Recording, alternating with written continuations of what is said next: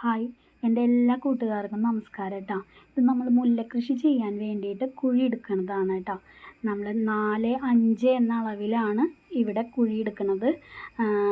നേരെ പോകുമ്പോൾ 4 ഇഞ്ച് അളവും ഇങ്ങനെ ഒരു ചെടിയുടെ അകലം 4ഉം മറ്റേത് 5ഉം ആണ് കേട്ടോ.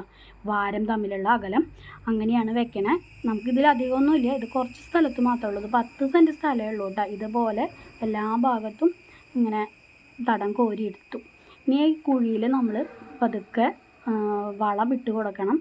ആട്ടുംകാട്ടാണ് നമ്മൾ ഇട്ട് കൊടുത്തത്. എന്നിട്ട് മൂടിയിട്ടു. ചെടി വന്നപ്പോൾ പെട്ടെന്ന് വെക്കേണ്ടി വന്നു കേട്ടോ. അത് കാരണം അത് വീഡിയോ എടുക്കാൻ പറ്റിയില്ല. നമുക്ക് ചെടി കിട്ടി കഴിഞ്ഞിട്ടുണ്ടെങ്കിൽ അന്ന് തന്നെ വെക്കാറുണ്ട്. അപ്പോൾ അത് കാരണം കാലത്ത് ചെടി കിട്ടി, അപ്പോൾ തന്നെ അത് വൈകുന്നേരം ആകുമ്പോഴേക്കും വെച്ചു.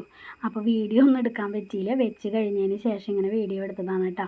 ഇതിന് മുന്നേ തന്നെ നമ്മൾ ചെടി നടണേയും മുന്നേ തന്നെ നമ്മൾ വളമൊക്കെ ഇട്ട് കൊടുത്ത് തടം സെറ്റാക്കി വെക്കണം. നമ്മൾ ആട്ടുംകാട്ട് ഇട്ട് കൊടുത്തു, അത് മൂടി കൂന കൂട്ടിയിട്ട് കൊടുത്തു. അതിൻ്റെ മുകളിലാണ് കേട്ടോ ഇപ്പോൾ ചെടി വെക്കണം. നല്ല മഴയായ കാരണം ആ കൂനകളൊക്കെ പതുക്കെ ഇടിഞ്ഞു പോയി. ഇത് നമ്മുടെ ഇവിടുത്തെ പട്ടിക്കുട്ടിയാട്ടാ, കുട്ടാപ്പി എന്നാണ് പേര്. അവനെ കുറുമ്പ് കാണിക്കുക. ചെടിയൊക്കെ കണ്ടു കഴിഞ്ഞപ്പോഴേ ഭയങ്കര ഇഷ്ടമാണ്. അപ്പോൾ അതൊക്കെ പറിക്കാൻ പറ്റുമോ നോക്കാം. പിന്നെ ആ മണ്ണൊക്കെ എടുത്ത് തിന്നാനൊക്കെ നക്കുക ഒക്കെ ചെയ്യാണ്. ചെടി പറിച്ചെടുക്കാൻ പറ്റുമോ എന്നാണ് നോക്കണേ. അങ്ങനെ കുഞ്ഞിക്കുറുമ്പൻ. അപ്പോൾ നമ്മുടെ വീണ്ടും വീഡിയോസ് ആയിട്ട് പിന്നെ വരാം കേട്ടോ മുല്ലക്കൃഷിയുടെ. അപ്പോൾ എല്ലാവർക്കും ബൈ.